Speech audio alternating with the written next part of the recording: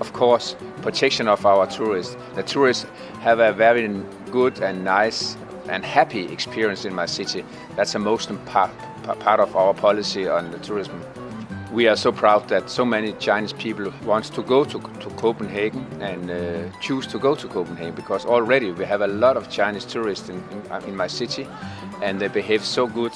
We are so proud that the Chinese people look at Copenhagen as a Hans Christian Andersen fairy tale, because he is one of the most known person from my country, Hans Christian Andersen and his fairy tales, and a lot of Chinese people like to read Hans Christian Andersen, and a lot of Chinese people today know more about Hans Christian Andersen's fairy tales than young people in Denmark.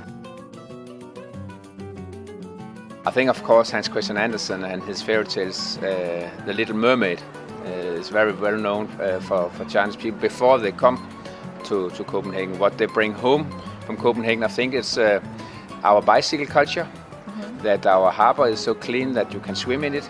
So I think that's what most Chinese bring back home, that it is a clean city, a green city, and a healthy city. In Denmark and in the capital city of Denmark, Copenhagen, we have a long tradition to focus on sustainability and develop our city to be green and livable.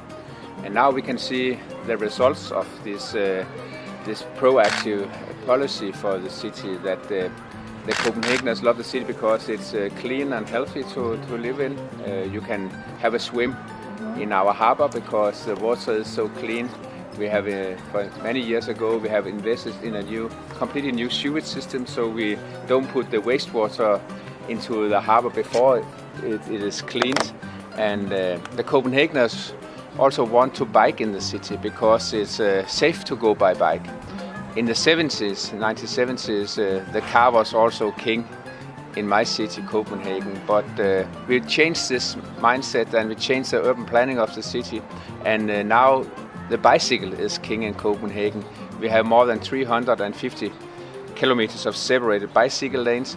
All kind of people are biking. Even ministers and mayors are biking because it's an easy and a healthy way to commute in our city. So Copenhagen has been transformed today to be a livable, green and sustainable city. But you have to lead it the way. You have to invest in the green transformation of your city. And I'm glad to say that we are well on our way. We have reduced carbon emissions with 42% since 2005. We have now a roadmap to be completely carbon neutral in 2025. But we have to invest more in the city. We have to invest more in electricity. The Chinese president and the Chinese government and also the mayor here in Beijing have decided to reduce carbon emissions, and we can learn so much from each other.